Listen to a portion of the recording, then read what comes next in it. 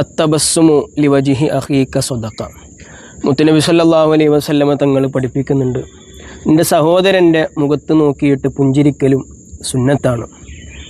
ഇസ്ലാം ചെറിയ കാര്യമാണെന്ന് വിചാരിച്ചിട്ട് ഒന്നിനെയും ഉപേക്ഷിക്കുന്നില്ല. കേൾക്കുമ്പോൾ നമ്മൾ വിചാരിക്കും ഒരു പുഞ്ചിരി ധർമ്മമാണ് എന്ന് പറയാൻ മാത്രം അതുകൊണ്ട് എന്താണുള്ളത്. യഥാർത്ഥത്തിൽ ഒരു സങ്കടം പിടിച്ചിരിക്കുന്ന ഒരാളെ നമ്മൾ നോക്കിയിട്ടൊന്ന് പുഞ്ചിരിച്ചാൽ ആ പുഞ്ചിരി കൊണ്ട് ഒരുപക്ഷെ അയാളുടെ സങ്കടം മാറും.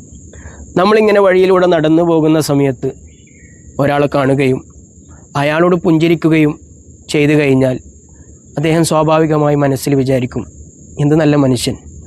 ഇനി നമ്മൾ പുഞ്ചിരിക്കാതെ മസിലും പിടിച്ച് നടന്നാൽ ആൾക്കാർ പറയൂലേ, ഓ ഓനിക്കൊന്നും പുഞ്ചിരിച്ചാൽ എന്താ, വല്ലാത്തൊരു കിബറൻ തന്നെ. അപ്പോൾ ഒരു പുഞ്ചിരി എന്ന് പറയുന്നത് ആളുകളുടെ മനസ്സിലേക്ക് നന്മ എത്തിച്ചു കൊടുക്കുന്നൊരു കാര്യം കൂടിയാണ്. ആളുകളെ കാണുമ്പോൾ പുഞ്ചിരിക്കുക, എപ്പോഴും പ്രസന്നമായ മുഖത്തോടു കൂടിയായിരിക്കണം നമ്മൾ ആളുകളുടെ മുന്നിലേക്ക് പ്രത്യക്ഷപ്പെടേണ്ടത്.